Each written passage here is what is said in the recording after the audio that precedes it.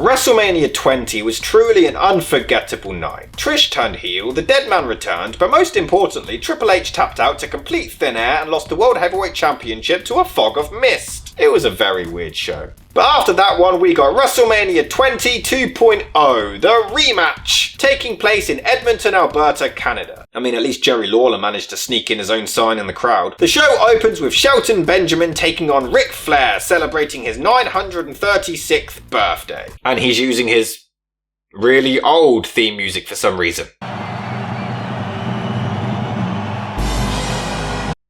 Weird. But I can't lie, Flair is just so much fun as a heel. His arrogance during his entrance is hilarious. And Shelton was such a wasted talent. He was on fire at this point, having defeated Triple H clean on Raw, and he was incredibly over. Yeah, he was a bit on the microphone, but that's what managers are for. His talent is insane.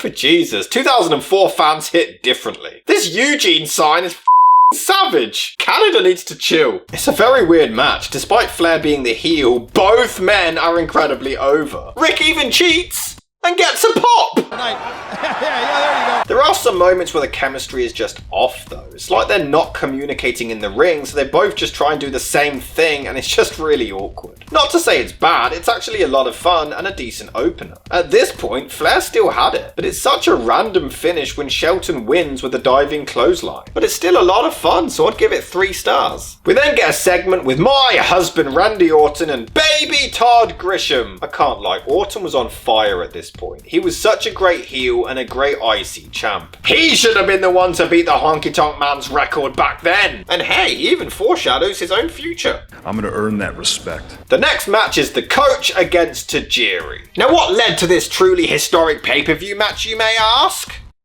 Well, Tajiri spewed some mist in the Coach's face randomly for a laugh one time.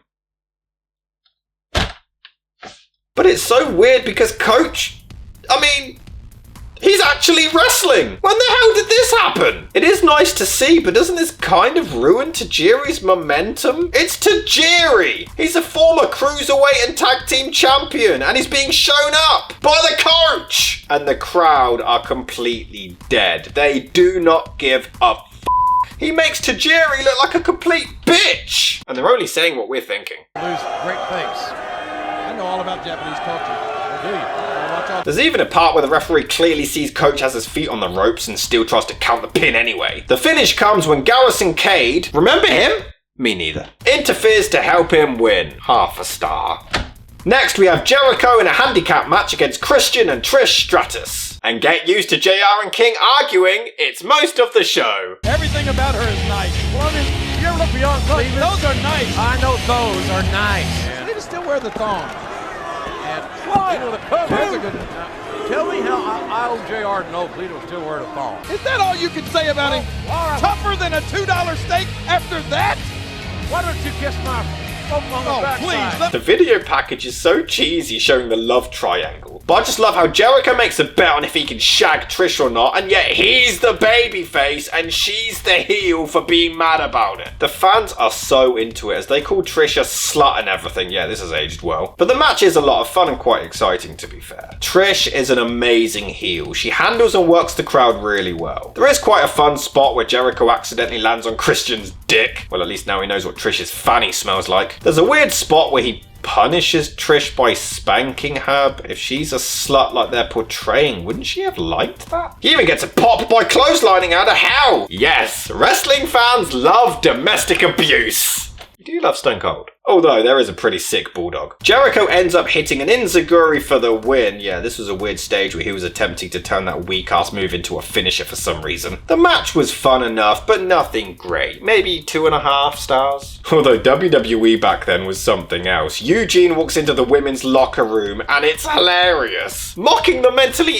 ill is funny. Next up we get Victoria defending her women's championship against my favourite wrestler, Lita. Now to be fair, Victoria gets a nice submission hold on, and it is pretty good. Well, maybe she can carry her to a good match. And then she nails an awful Hurricane Rana. There we go. How did she become so respected again? The crowd couldn't care less, despite Victoria desperately trying to get them into it. She even gets a roll up to retain, but the match was 1 star. I'm feeling generous. Molly and Gail Kim end up coming out to attack, and one fan even has the audacity to shout, by the former champion and the bald woman. I resent that! Next up, we get easily match of the night. Randy Orton defends his Intercontinental Championship in a hardcore match against Cactus Jack. We do get great build up to the match regarding Mick's history with hardcore, and he comes out with a barbed wire baseball bat that he calls Barbie. Makes him sound like a damn serial killer. He looks it too, he's trying to murder my husband! But Orton gets some nice trash can shots to his mush in return. And lip drop. Trying to face the cover, the champion in trouble. Yeah, could you imagine how disappointed everyone would have been if that was the finish? There's a nice neck breaker on the ramp and then a slam before Randy gets busted open. But weirdly, King says, You said he was sadistic, JR, but I didn't know Cactus Jack was this bad. You didn't know Cactus Jack was this bad. Where have you been for the past 10 years? And you know what? Orton is genuinely a great actor. This match really makes me miss blood in the WWE. The sicko even uses Barbie on his crotch. No! I'm gonna need that later. I mean, nothing. And then Foley is about to light up Barbie and is about to get real. You go ahead, you like that. And not only will you lose this match, but the fire marshal will shut this show down. This makes no sense. For so many reasons. Well, firstly, why would a fire marshal shut it down when you have pyrotechnics all over the place already? Secondly, how is this much different to all of the other brutal stuff that happens before and after this in this match? Where everything else is fine but not this? It's no holds barred! Thirdly, they've hyped Cactus Jack as the sick, demented, hardcore freak, so preventing this makes no sense. And fourthly, there's no reason to actually have him put the lighter fluid on the barbed wire bat and then have Bischoff come out and say, no, you can't do that, other than to disappoint the fans. Why even do it to begin with? Oh, you want Cactus Jack to do this? Guess what? He can't. Oh, well, he gets slammed on some barbed wire, and Orton is so evil, I love it. It's so brutal, and the fans are so into it. Of course, there's a savage thumbtack spot, and it's incredible, but the son of a bitch still kicks out. And just when you think it's gonna slow down, it keeps going, and keeps getting better, and he still kicks out. And again, after a double arm DDT. Never quite understood how exactly the mandible claw makes you pass out though. So the mandible claw. Oh, never mind. I love how the referee accidentally counts attack into his hand. Yes, you see, back in the day, it actually meant something when someone kicked out of a finisher. He nails an RKO on Barbie for the win, and the match is insane and really solidified Orton as a great talent and a great champion. Triple H bigs him up backstage, and it's honestly all well deserved. An amazing match. 4 stars. Maybe 4.5. It was incredible. The storyline and the match itself, it's insane. But do you want to talk about other dialogue that hasn't aged well? They can cheer for Chris Benoit. They can have parades for him. They can say how great a guy he is. Oh no. Man, I feel bad for these guys. You got Hurricane and Rosie against La Resistance. Imagine having to follow that match. But is this one guy in the crowd chanting for Russo? Where I heard. You listen to country music? Odd. To be fair, the match could work as a way to calm the fans down after the previous one. Rob Conway does hit a nice move on the Hurricane before Eugene randomly comes out. It's so random, it's hilarious. He literally just runs around the ring aimlessly. It's brilliant. Then Hurricane gets the pin in case anyone cares, but Eugene celebrates anyway. 1/2 star just for Eugene. Next up, we get Kane against Edge, but in my opinion, it was a really bad booking decision putting Hebner as the referee. Well, use that cast as a weapon, just don't get caught. It's not cheating if you don't get caught. Is that right? You taught me that. When I was a kid, I used to watch you wrestle. Only because it takes away an otherwise incredibly clever moment later on in the show. Credit to this one guy, bet he got jumped after the show though. Kane spends a great deal working on Edge's supposed broken hand. Edge in a bad way here. Taking this match. Wow, you've got a while to wait. The match is just boring, which is really surprising considering who's involved. The fans aren't into it either. Edge, despite being the face, or tweener I guess, in Canada, hits a low blow and uses his cast to get the win. I just don't understand how Kane went from a savage murderer destroying everyone to jobbing to The Undertaker in 5 minutes, and then Edge is just sad. The match is 1/2 star, it's nothing. We're then on to the main event, which they're selling as the final encounter, and hey, it's one of the rare occasions where it's actually true. Bit awkward though as they show...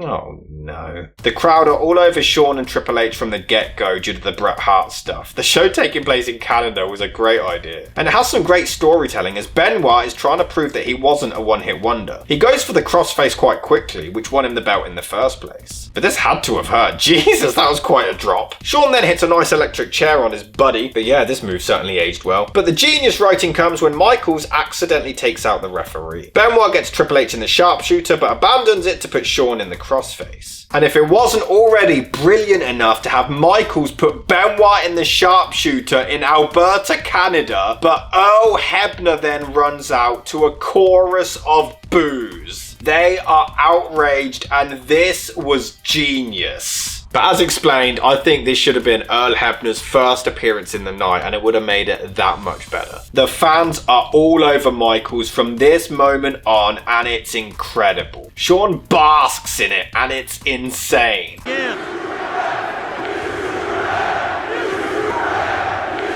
Hebner has not endeared himself to these fans. Or is that... There's a sick DDT on Benoit, which is a shame because it's sold perfectly, but there's zero pop or reaction. But the fans will be pleased to see Michaels fly through the announce table. Jesus, that looked nasty. You know what? I don't know why I dislike Benoit. I just do. Oh, I can think of a couple of reasons. It is pretty awkward as JR tries desperately to get King to like him, though. And more dialogue that hasn't aged well. Well, I never have a heart attack out here. You just damn near die. Oh, no. So Benoit hits a nice diving headbutt on Triple H, but it leads to a pedigree for a near fall and a diving elbow. And just to be a dick for some extra heat, Shawn nails Benoit in the face instead of Triple H. The game has got a sledgehammer in his hand. Don't tell anybody.